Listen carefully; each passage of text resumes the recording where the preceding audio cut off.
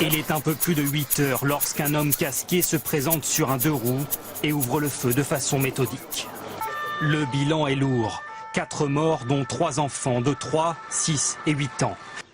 Un tueur à scooter muni d'un pistolet automatique qui tire froidement sur ses cibles, des éléments qui rappellent 2 précédentes fusillades. Dimanche 11 mars à Toulouse, un militaire est abattu d'une balle dans la tête sur un parking. 4 jours plus tard à Montauban, un homme tire à bout portant sur 3 parachutistes, 2 décèdent, un est toujours entre la vie et la mort. C'est une première en France. Jamais le niveau d'alerte écarlate du plan Vigipirate n'avait été activé. C'est le niveau le plus élevé face au risque d'attentat majeur, avant l'application de l'article 16 de la Constitution, autrement dit la mise en place de l'état d'urgence.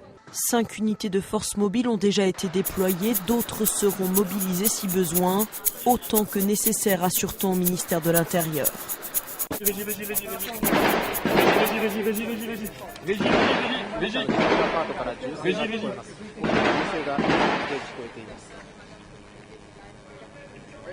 Ces détonations, ces rafales extrêmement nourries, le raid a lancé l'assaut contre l'appartement dans lequel Mohamed Merah a été retranché. Visiblement, celui-ci n'était pas décédé et serait en train de résister. La dernière solution possible est l'entrée dans l'appartement.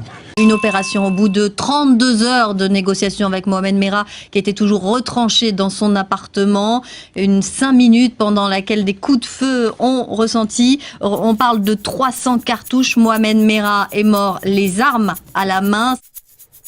3 tueries avant d'être repéré et pourtant Mohamed Merah avait effectué des voyages en Afghanistan et au Pakistan. Il avait même été interrogé par les renseignements. L'efficacité de la DCRI est mise en doute. Le lien entre la DCRI et les commissariats locaux est aussi montré du doigt, car une mère de famille et son avocat assurent qu'une plainte a été déposée le 25 juin 2010 à Toulouse. Mohamed Merah avait d'abord obligé le fils de cette femme à visionner des vidéos d'Al-Qaïda, puis il avait frappé sa sœur, se prétendant moudjahidine, prêt à venger les musulmans. La police savait, conclut la mère de famille.